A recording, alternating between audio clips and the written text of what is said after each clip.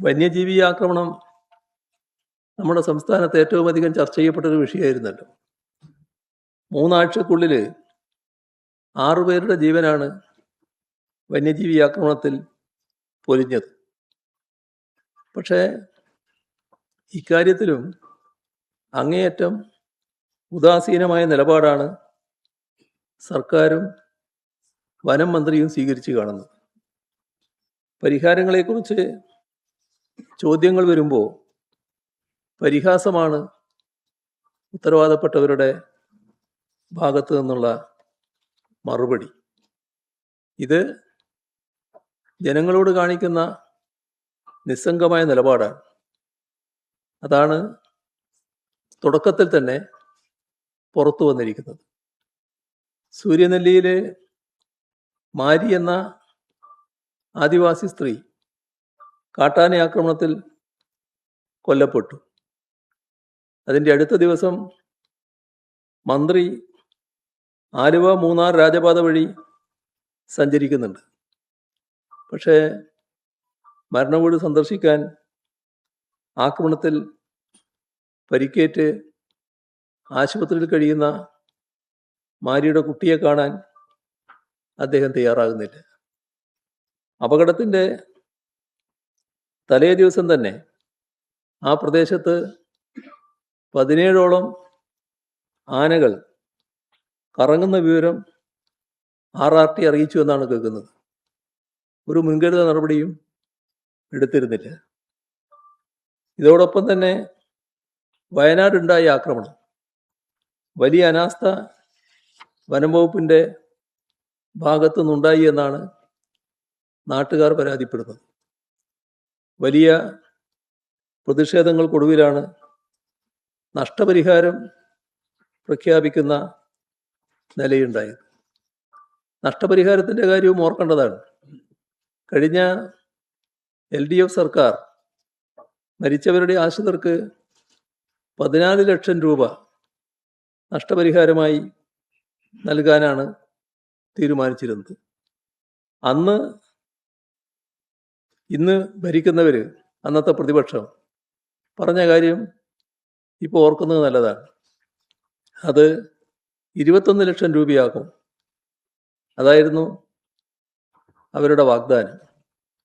ഇപ്പോൾ ആ വാഗ്ദാനം നടപ്പിലാക്കുന്നുണ്ടോ? അതിനെ സംബന്ധിച്ച് ഒന്നും പ്രതികരിക്കുന്നതായി കാണുന്നില്ല. വന്യമൃഗാക്രമണങ്ങൾ തടയാൻ സർക്കാരിൻ്റെ കയ്യിൽ ഒറ്റമൂലിയൊന്നുമില്ല എന്ന് വനം മന്ത്രി പറയുന്നുണ്ട്. മാത്രമല്ല, സർക്കാർ മാറിയത് ആനകൾ അറിഞ്ഞിട്ടില്ല എന്നും കൂട്ടത്തിൽ അദ്ദേഹം പറഞ്ഞതായി കണ്ടു. അപ്പോൾ സാധാരണക്കാരുടെ ജീവൻ്റെ പ്രശ്നത്തിൽ ഇതുപോലുള്ള പരിഹാസപൂർവമായ നിലപാടാണോ ഉത്തരവാദപ്പെട്ട മന്ത്രിയും സർക്കാരും സ്വീകരിക്കേണ്ടത്?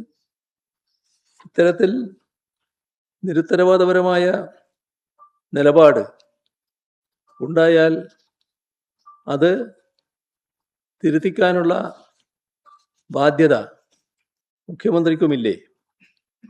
വയനാട്ടിലെ കാട്ടിക്കുളത്ത് കാട്ടാന ആക്രമണത്തിൽ ഒരാൾ കൊല്ലപ്പെട്ടപ്പോൾ അതൊരു സാധാരണ സംഭവമല്ലേ എന്നായിരുന്നു സ്ഥലം MLA പ്രതികരണം.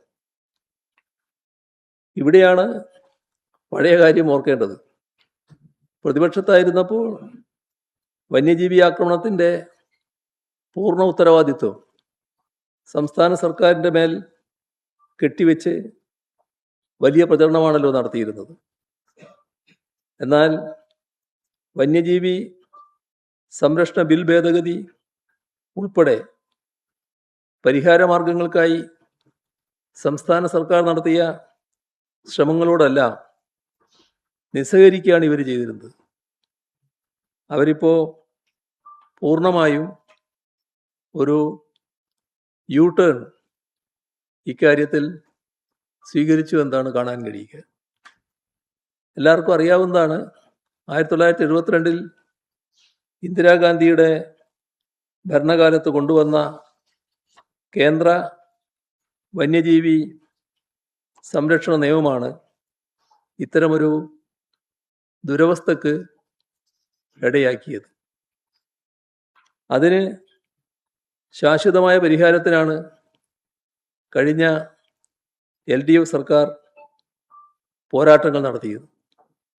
ആ പോരാട്ടങ്ങൾ ഏറ്റെടുത്ത് മുന്നോട്ട് പോകാൻ UDF സർക്കാർ തയ്യാറുണ്ടോ എന്നതാണ് പ്രസക്തമായ പ്രശ്നം. ഇവിടെ ഇപ്പോഴത്തെ മുഖ്യമന്ത്രി നേരത്തെ പ്രതിപക്ഷ നേതാവായിരുന്നപ്പോൾ നിർദ്ദേശിച്ച പ്രതിവിധി ആനകൾ നാട്ടിലിറങ്ങാതിരിക്കാൻ അവയ്ക്ക് കാടുകളിൽ ഭക്ഷണവും വെള്ളവും അറേഞ്ച് ചെയ്യണമെന്നായിരുന്നു. അത്തരം ഉപരിപ്ലവമായ ഉപായം കൊണ്ട് സംസ്ഥാനത്തെ പതിവ് പ്രശ്നമായ വന്യജീവി സംഘർഷ പ്രശ്നം പരിഹരിക്കാനാകുമോ? എന്തു തന്നെ ചെയ്തിട്ടായാലും സത്വരവും ഫലപ്രദവുമായ നടപടികൾ ഇക്കാര്യത്തിൽ ഉണ്ടായേ തീരും. അതേപോലെ തന്നെ തമാശ പറച്ചിൽ അവസാനിപ്പിച്ച് ഗൗരവപൂർവമായ സമീപനം സ്വീകരിക്കാൻ തയ്യാറാവണം. നഷ്ടപരിഹാര തുക തങ്ങൾ നൽകിയ വാഗ്ദാനം പാലിക്കാൻ തയ്യാറുണ്ടോ എന്നതും നാടിനോട് പറയുന്നത് നന്നാവും. കർഷകർ നേരിടുന്ന കൃഷിനാശമുണ്ട്. അതിനാവശ്യമായ നഷ്ടപരിഹാരത്തിൻ്റെ കാര്യത്തിലും നടപടികൾ സ്വീകരിക്കേണ്ടതായിട്ടുണ്ട്.